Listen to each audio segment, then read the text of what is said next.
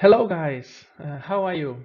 Welcome from Barcelona to this webinar sessions. I'm very pleased to have you as an audience and have the opportunity to talk about today's topic, which is logistics robotics or robotics for the logistics industry. This is a field, a topic that has raised a lot of interest in the late years, especially since the pandemic. So there's lots to cover. And as the caption states, it's a brave new world to organize. So it's not that it's absolutely everything to do, but I would say it's a world of opportunities. So let's get started. But first things first, let me introduce ourselves. We are Novanta Drives, formerly Ingenia Motion Control. And Novanta Drives is a product line inside the Novanta Corporation, which you might have heard about it. It's a huge company developing cutting-edge technology for several industries, maybe to highlight medical and industrial automation, but many others. And working with leading manufacturers and sellers of this technology, which has allowed us to build up a very valuable expertise. So Novanta Drives specifically is a designer and manufacturer of servo drives for motion control, so motor controllers. And maybe the best way to dig in would be to start by defining what a servo drive is. To put it in simple words, a servo drive is a piece of electronics that is intended to control a motor. And we're talking about modern servo drives, not only kind of motor, but electronically commutated motors, which would be maybe a brushless DC motor or any other kind of permanent magnet synchronous motor. So here at the right, we'll see the main elements as a block diagram. We'll have the drive, which is the element that we are going to focus on, which by means of a power supply feeding the energy is going to use an inverter or something like that to generate the power signals required to move the magnetic field inside the motor. To do that, we will need to know the exact position of the rotor, which we will do by means of a feedback sensor, for instance, an encoder. And finally, as much as 99% of the drives will be slave devices, it's a typical approach, we'll need a master device, which will be a computer or something like that, to generate the set points or the high level control signals to get the proper movement from the motor. So the typical image of an industrial servo drive is this middle element here, which is bulky, it's housed, it has big connectors, though comfortable connectors, I won't deny it. But the moment that you have to integrate several of them in a compact space, in a reduced robot, it can be problematic. Therefore, contrary to this approach, Novanta Drive is manufacturing something more similar to this kind of drive that you saw in the image. Yes, you can interface directly the module with directly with the feedbacks, the phases of the motors, the inputs, outputs, etc., by means of an interface board. But we are going to focus in this webinar in the modules requiring any number of these two elements, which are intended to be a component for a carrier board.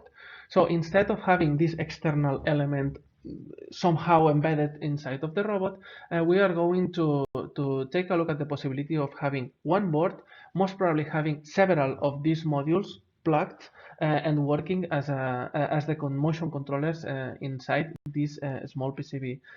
And in terms of power rating, we are going to find something or similar or even higher than the drive that I showed you earlier, because the power density of these modules is enormous. So at the end is a solution with less space and the same capabilities. Now, jumping into the topic, I would like to start by showing a little bit of a classification of the kind of robots that we are going to be dealing with. According to the International Federation of Robotics, there's two big groups of robots in these classifications.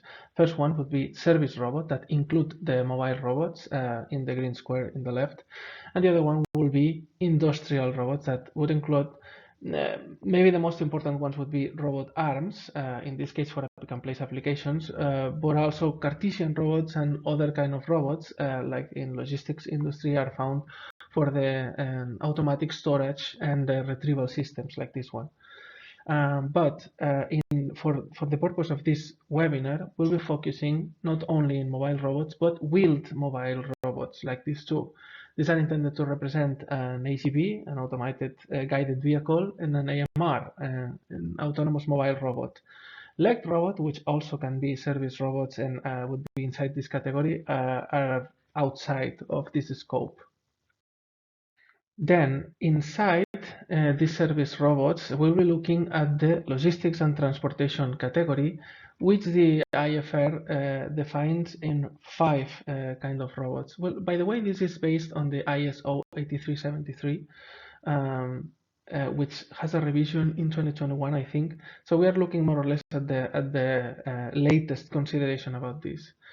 So the first category in this transportation and logistics group would be those robots that are working indoors. Here you have two examples, and the way we distinguish between them is whether they are dealing with public traffic or not. Well, in the case of the AGV, as it's a guided vehicle, the majority of the times they are not dealing with public traffic, not only because inside the manufacturing area or space there's no public traffic, but also because most of the time these robots are segregated from those parts of the manufacturing area that could be populated with more people or visitors, or etc. etc. Then the next category will be outdoor robots, and also separated between those who has to deal with public traffic and those who don't.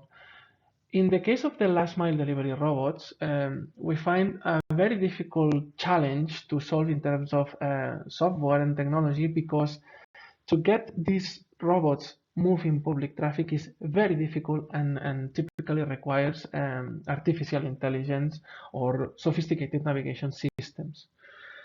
The last category would be this kind of robot that are working on stock or inventory applications.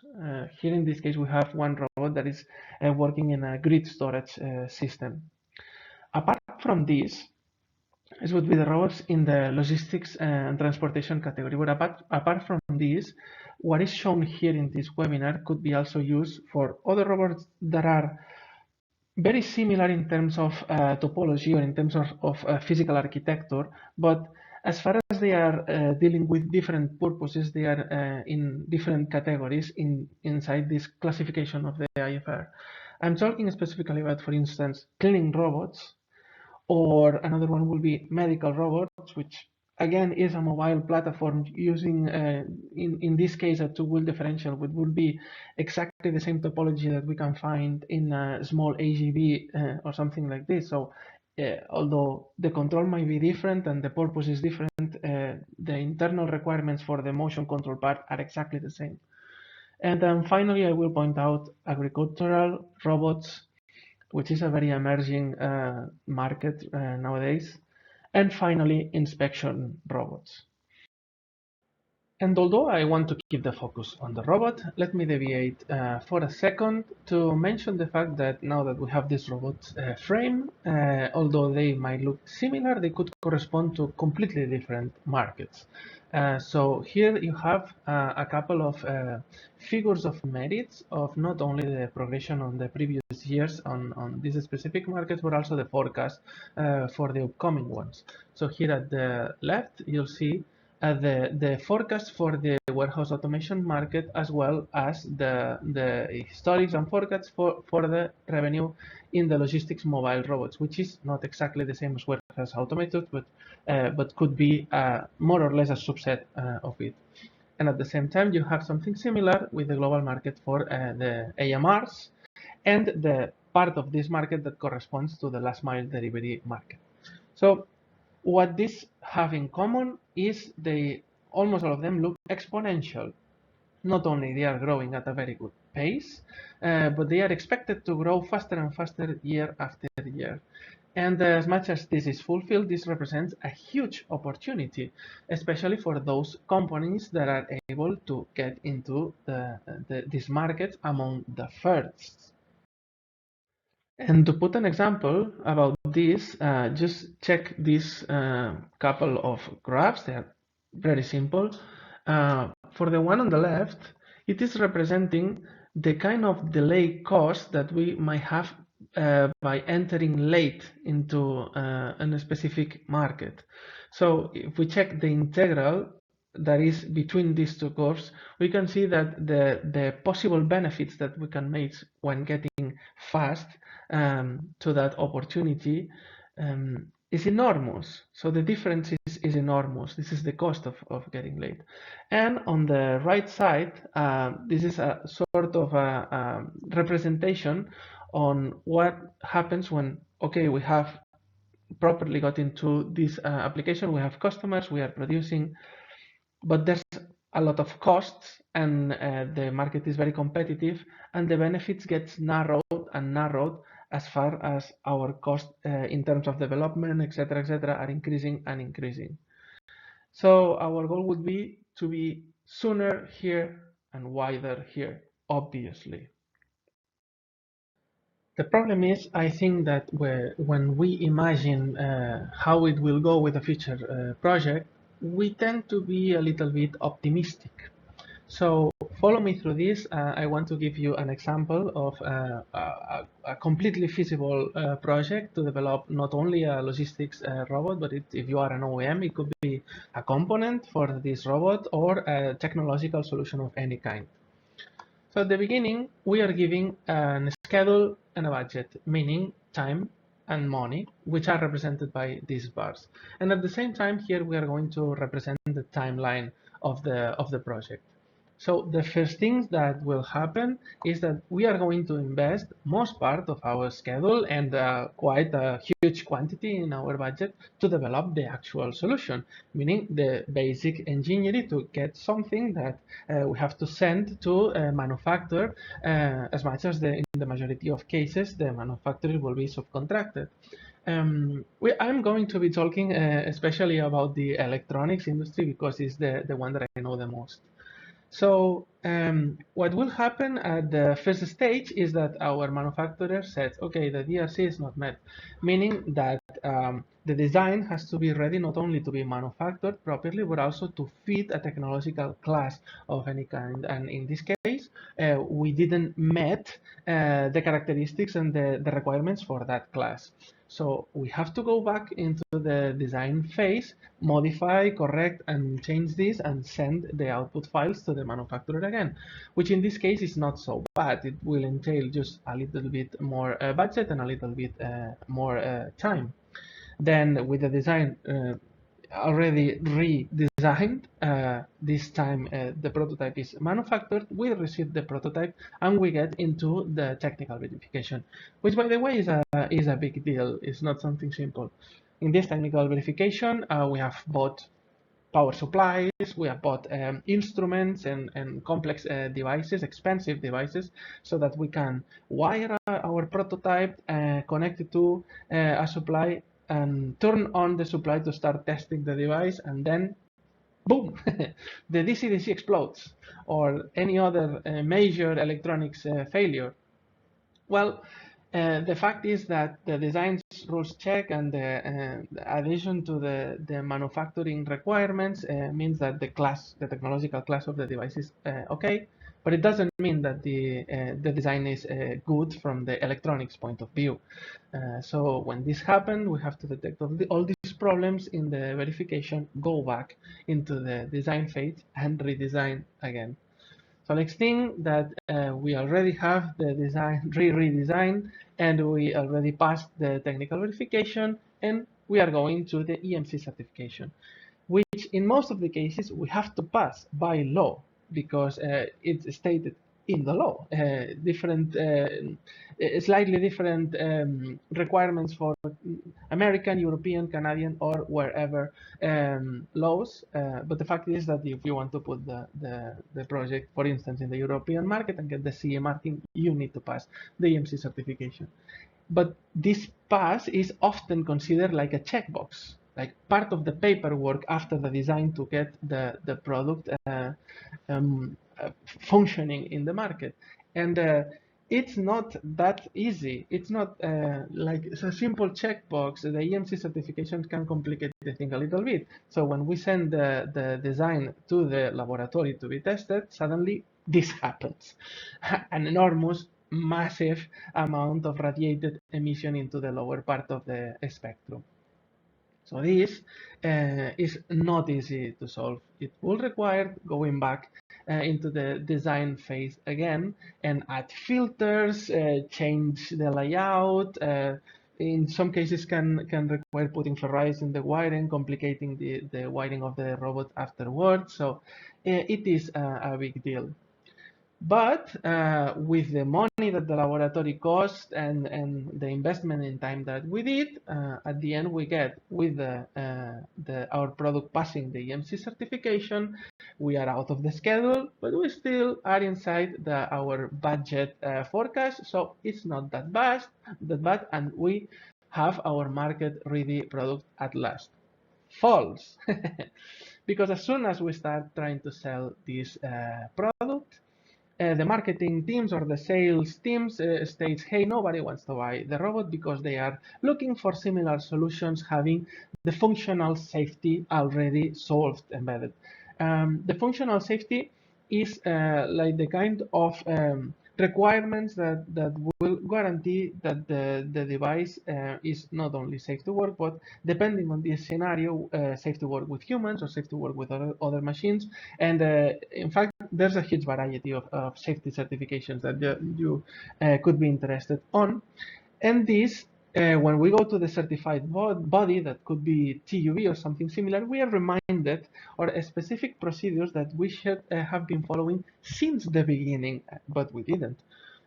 So most of the times it would entail several cycles of redesign this, and this can be a very big deal, and this can get extremely complicated.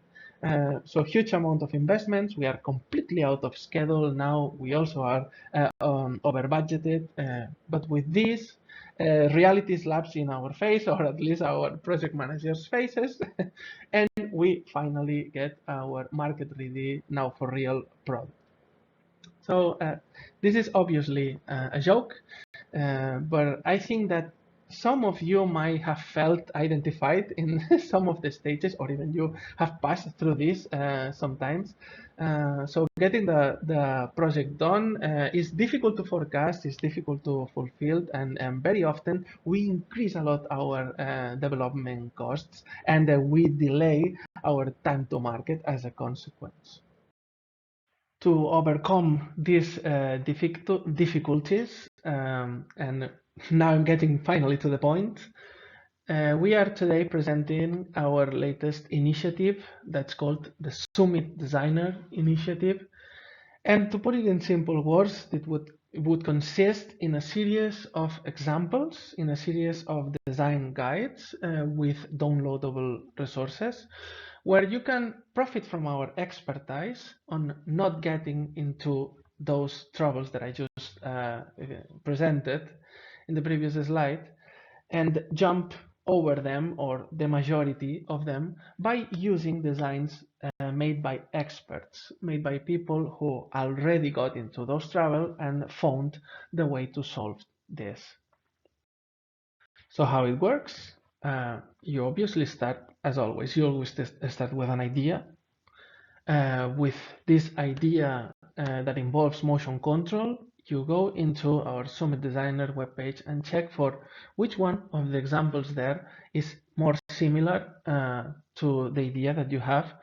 And as much as we are trying to upload examples that are targeting specific applications and specific markets, and inside those applications are the widest possible to cover more or less what anyone would need for the specific application, most probably you are going to find at least something very similar. Then you download that. It's open source, so there's no cost there. And then you start. It more probably you are not going to use the design exactly as it is when you download, although you can. If the design is perfect for you, we are pretty happy to hear that. But if not, you are going to modify it. But the designs are also intended to be easy to modify. There's specific tricks that are set into this design to still get the proper EMI, to still get the proper design for manufacturing rules, but at the same time allow you for an easy modification while keeping a small size and dimensions and high performance. What else would you want? But in case that you have to modify it, if you get into a point that you have doubts, you don't know how to proceed, you don't understand the electronics that are presented there, you can talk to us, you can email Novanta Drives to ask for support. And with this support, once this is said and done and you manufacture your board, it should be plug and play using our Sumit modules, our Sumit collection of drives. Talking about which, I think you'll find that this Sumit collection of drives are the perfect allies for solving your logistics robot application. Here you have Denali, Capitan, and Everest. Denali being the smallest, and Everest being the one capable of delivering more power. Since the newest version, Everest S, is exactly the same size of Capitan, those two modules not only share the same footprint but also the same pinout. So this can even be interchangeable in the same application. So Denali will be the most suited if you are targeting an application requiring for grippers or end effectors or high-speed small motors, while Capitan is the perfect drive for a robotic joint in a collaborative robot, and Everest, being the one capable of delivering more power, will be more suited for a traction application. So it's not only that the power density in these devices is state of the art. Very hardly you're going to find something this size capable of delivering this amount of power, but the motion controller embedded here is astonishing. So it's not only the fact that we can reach 200 kilohertz for the current loops and 50 for the servo loops, meaning velocity and position, but all the advanced features that a great motion controller would require, and the compatibility with the feedbacks that you are going to need, and the input outputs and the communication protocols that you are going to use are already embedded here. So this is compatible with EtherCAT, although you can also use CANopen and SPI communications or Ethernet. So there's so much inside here. I'm not going to be reviewing all the specifications, but it definitely deserves checking. And at the end, these are going to be the heart and the heroes of the design, the examples that I'm going to show you right after. So wrapping up, to make it crystal clear, once you select one of these Summit Designer examples and you want to go for it, you would receive not only a written guide stating the main characteristics of the design, but also design criteria that we follow to get to these results, but the full fonts of the project to be downloaded. So this is royalty free. Once you download them, you'll have an Altium project. We'll start with Altium, although we plan to reach other CAD softwares in the future. And the contents of these projects are yours. So if you can use this design example as is, completely identical to what you download, we will be very happy to know that we put exactly the features that you needed. But in most of the cases, you would like to change connectors, some parts of the electronic, the shape, the place where the fixing holes are located. So you can modify this at your will. It's yours. You can change it.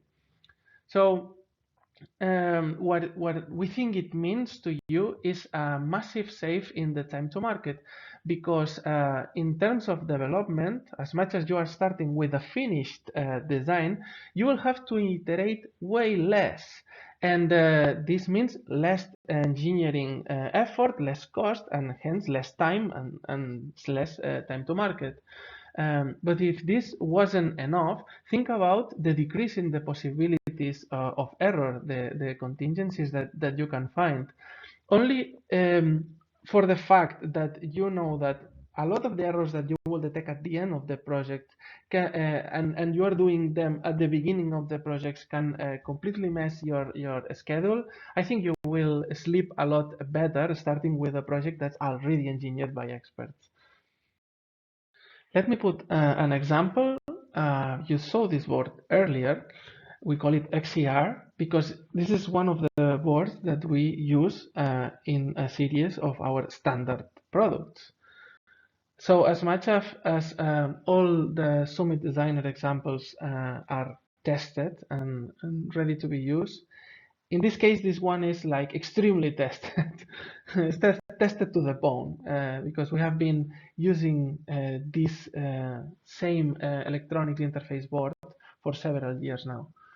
So the idea here is that you are not using a big carrier board to plug the module on top of it, but having an interface board that's almost as small as the drive module itself, offering the biggest versatility in terms of the where it can be placed or the kind of applications that it can interface, because it is so small, but even though it is so small, it is rated to the full power of the Everest, which is the most powerful of the Summit collection drives that I showed you earlier. So with this interface board, you can fulfill applications like robot joints, exoskeletons, or even mobile robots, because you can put this almost anywhere. But the interface options, so the connectivity, the connectronics, sorry, the distribution of the pins and features like digital inputs, digital outputs, etc., is set into a specific way that is pretty dense so that it can have this small form factor. Then, if this is right to you, if you select this design and you decide to go in, the first thing that you will get is a full guide stating not only design criteria, but also advice on how to route the track, on the layout, options regarding to the schematic, like alternative components, and so on and so on. So the first and major, I would say, part is obviously the guide itself. But then you'll get the full schematic of the design and also the full layout. This is yours. You can do whatever you want with it. You can modify it or keep it as is. So it could not be easier to start a project than using an already done project. This is our opinion. Let's check another. This other example is targeting robotic arms, most specifically collaborative robots. So it's a dual-axis carrier board for Capitan Net that responds to a typical problem that collaborative robots have, which is the fact that the joints are extremely dense. The majority of the main elements in a robotic arms, meaning the motor, the brakes, the drives, the sensors, are packed in the reduced space of a robotic joint. And sometimes the density is so critical that you don't even put pipes for the vacuum or specific wires for the end effectors through the hollow shaft of the joint. So what if instead of putting the drivers in the tightest and densest place of the robot, we use the metal links, the mechanical links connecting these joints? Mechanical links could be something as simple as a tube, a metal tube, and often it is. So this design is intended to be as narrow as the narrowest metal tube that you can find. It is 38 millimeters. I think that under 38 millimeters, we're talking about extremely small collaborative robots, if there is. And the boards are ready to interface the main elements that you'll find in a collaborative robot, like for instance, a dual absolute encoder. The logic supply is already on, and so on and so on. So if you select this guide, again, what you'll find is the full set of schematics and layout for you to do whatever you want with them. And in this case, you are going to receive, in addition, a 3D model for the piece that's required to fix the board into the tightest tube. If you don't want to use a tube with such reduced diameter, you only have to modify the bottom part of this shape to adapt it to a different radius. Now, getting back to the logistics robotics, we already saw the types and number of robots that we can differentiate from their functionality.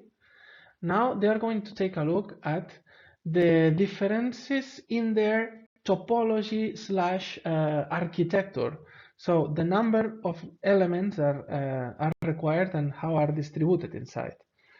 First, getting into the industrial type of these kind of robots, so the ones that are most probably be found indoors. The simplest kind is the dual drive differential that would require two motors, therefore two axes, and also two axes would require the single steer drive. Then if we go into the quad designs, both with mechanical wheels or with differential wheels, we'll find that 4 axes are required. And if we go into the bigger, heavier ones, we can even find designs that use up to 8 axes. Okay, so from 2 to 8, there's a wide variety of drive needs for the indoor ones. Let's check the outdoor to see if they are similar. This category is mainly dominated by AMRs because navigation is a huge part of this.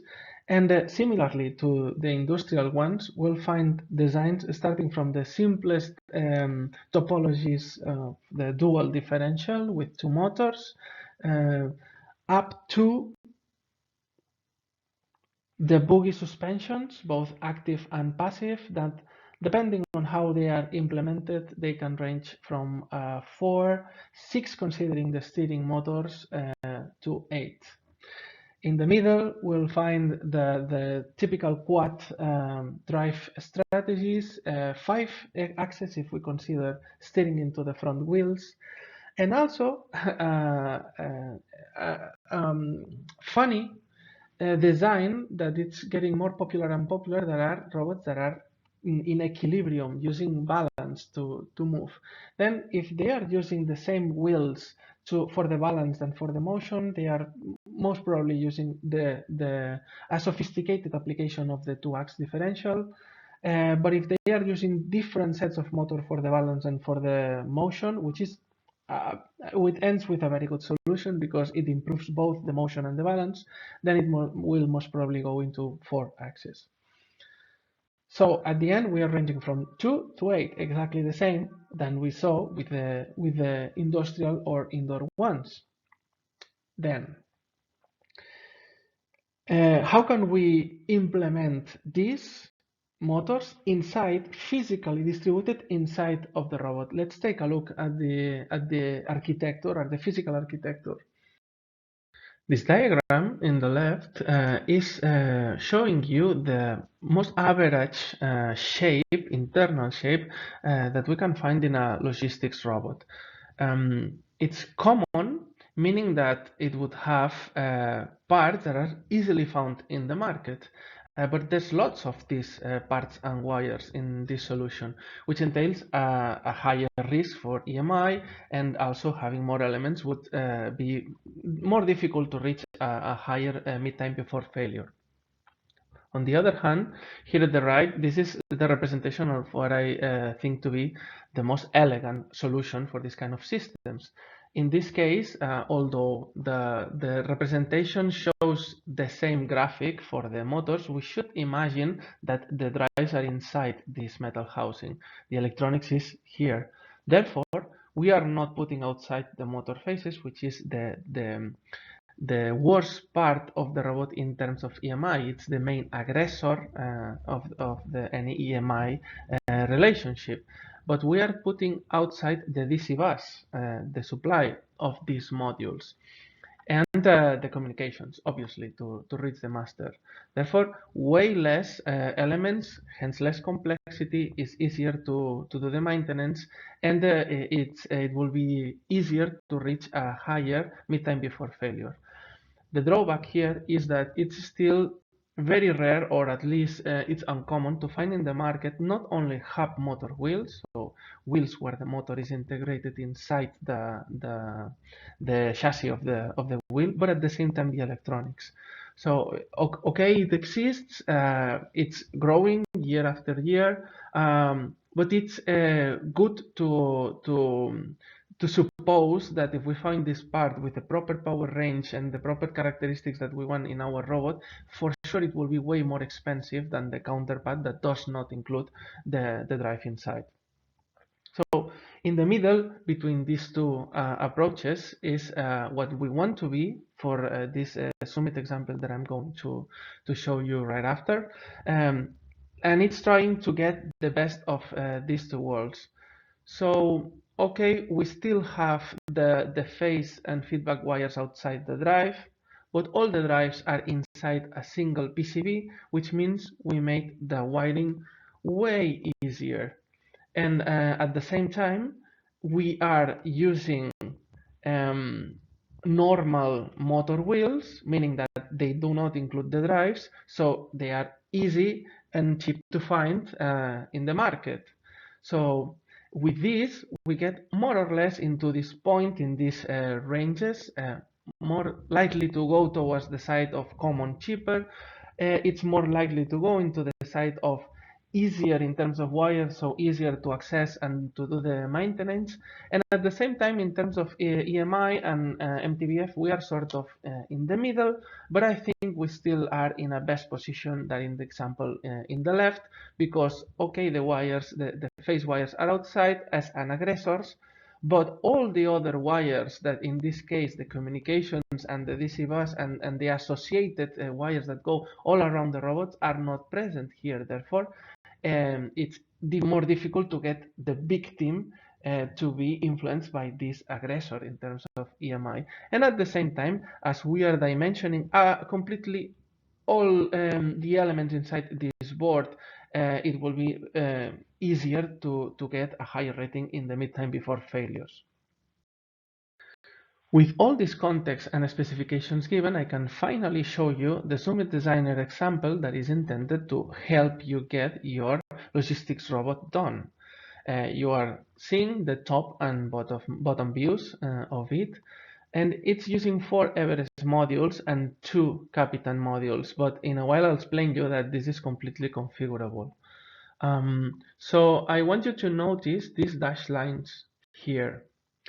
These are separating, in fact, 3 parts of the board that should be understood as building blocks.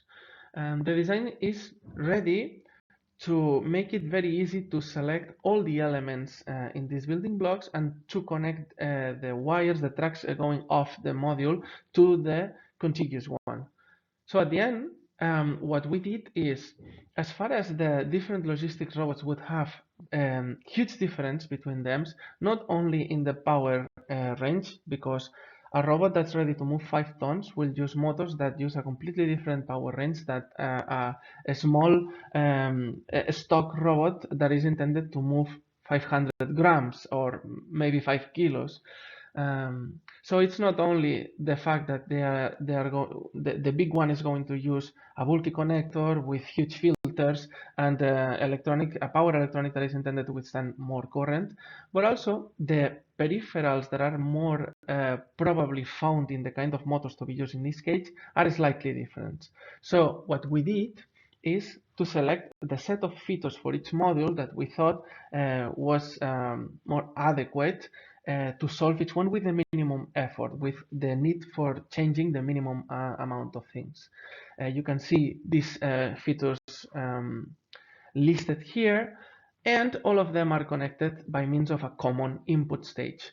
This input stage is rated to 80 amps and at the same time offers a set of very useful features Like for instance, the fact that the communications is the daisy chain is already done, so you only have to connect the input and output wires, and the fact that it includes a rather powerful connection for a shunt breaking resistor, because logistics robots, when they have a lot of payload and they have to break it very fast, these motors are going to regenerate a lot of energy, and when this energy cannot be stored in the battery for whatever reason, the only way that we can proceed with this is by dissipating the majority of this in a power resistor. So you can simply connect this resistor to the connector, and that's it. Also, it offers a provision to a huge amount of ceramic capacity. Given that the ceramic capacity is expensive, you don't need to mount all of them. So it's the space research is kind of ready for a worst case. But if you need even more, there's provision to put an electrolytic capacity, which is not mounted by default.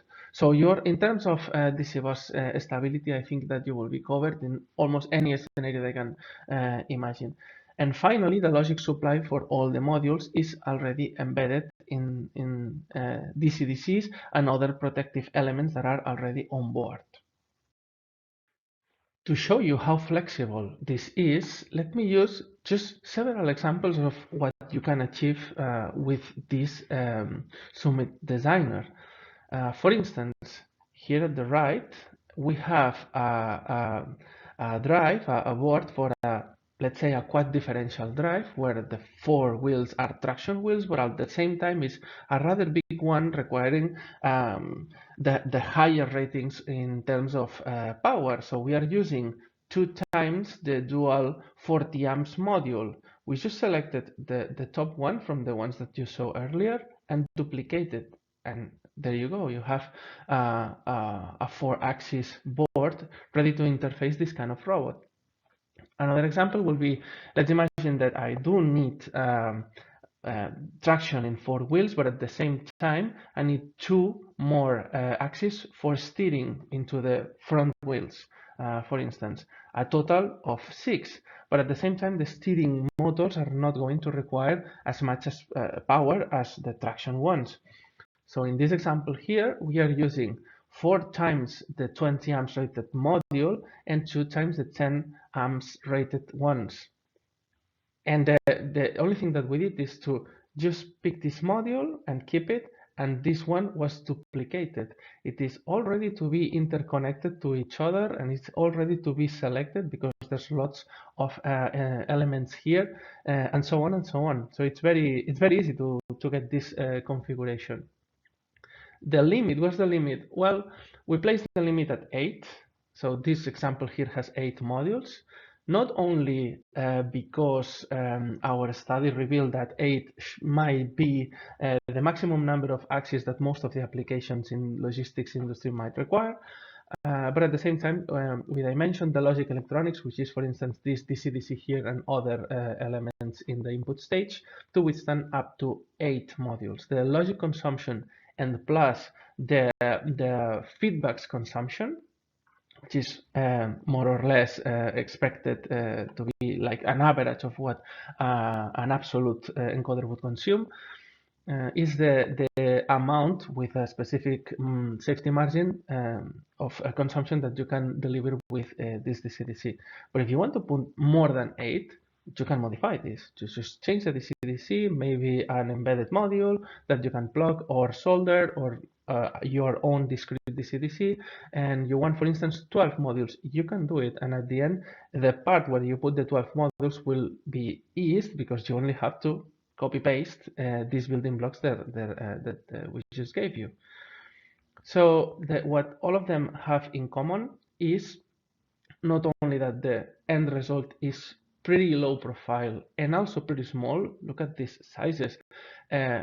Most probably this one, having 8 modules, is the same size in surface that the industrial drive that I showed you earlier. But this one has 8 modules, and most probably it's the same power rating for each one. That's how dense in terms of power these modules are.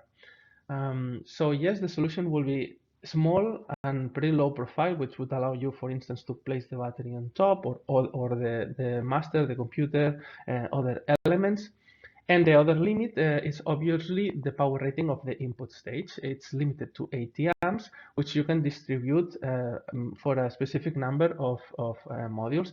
Our criteria, provided that the output current of the drive will be always higher than the input current of the drive, is to dimension the DC boost to a half of the sum of the total output rated currents. So this is the criteria that it's followed here, but you can follow another if you want. So as easy as that, I think with this resource, it's difficult that you're going to get a more easy solution to rapidly develop this multi-axis board and start moving your robot with high-performance motion control. And with this, I finally got to the end of this presentation. Thank you very much for listening. And I hope this initiative is appealing to you. And if it is, don't hesitate to find out more here. And questions are welcome. If you have comments or questions, please let me know. Bye.